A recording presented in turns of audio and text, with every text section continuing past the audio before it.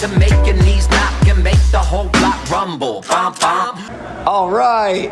What's up, everyone? Why am I giggling? We've got a lot of questions about my live setup and how exactly I run this thing. So I was going to give you guys a rig rundown, as they say. So it all starts basically the mecca of the whole setup is this stool here. And this stool was a stool bought from Target. My old roommates had it in the garage. And when Kevin and I were starting, I had to come up with a concept of how to make the two-person show work with the loop station. So I just got this stool. I put some panels on the side. This thing's been on the road with us now for almost 8 years. It's been bruised, beaten up, and it always bounces back. So inside the stool, we have my pedal board essentially, which is pretty simple. I have a tuner playing an acoustic guitar and doing looping. I can't have any signal getting caught in the loop, so I'm constantly smacking this to keep it muted. I have a compressor for a little clean boost on any leads that I do. This is an octave pedal going into a dynamic filter, which is a little like an auto wah. I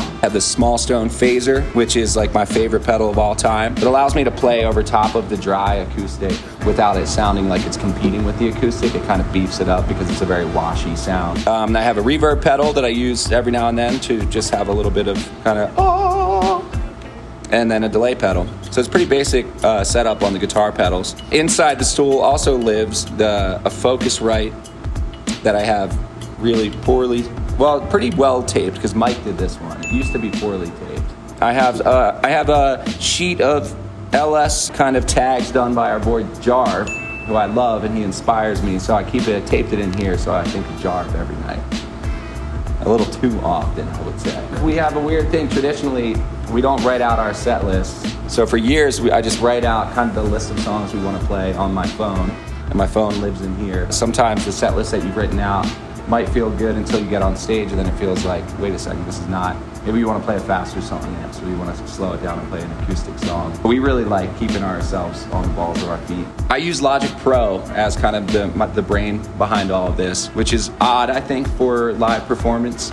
A lot of people use Ableton. The difference is that I'm not using any loops within the computer itself. When Kevin and I first started touring, I was just beatboxing, and I was playing the bass lines on an octave pedal. But that was pretty limited. You can only get so much low end out of that. What we came up with is I realized I could use Logic and I could run a drum beat through my MIDI controller here. I built about 10 drum kits, and they're mostly just kick, snares, and hats. This might be really loud. Oh, okay, it's not on at all. But basically, the kick drum, snare, hi-hat, ride cymbal, maybe a shaker. And then I have, under the drum kits, I have my bass, which the bass I use is just a stock Logic. It's actually the GarageBand bass. It's called reggae bass. It's got this great thick low end to it. And I've tried to mess around with other sounds.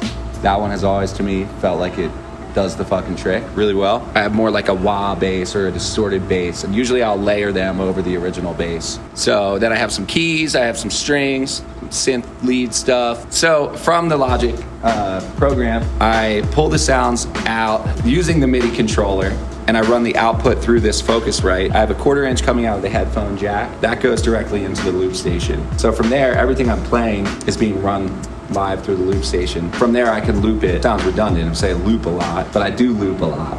I be looping. I guess I could do a quick little.